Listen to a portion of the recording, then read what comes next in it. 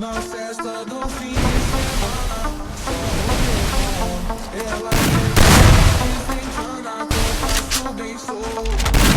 Double takedown.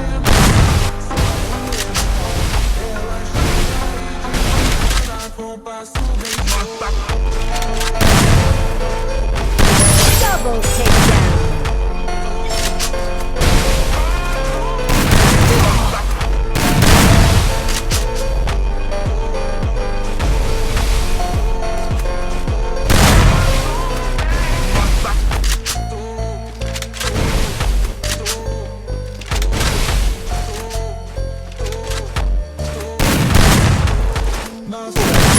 Double takedown.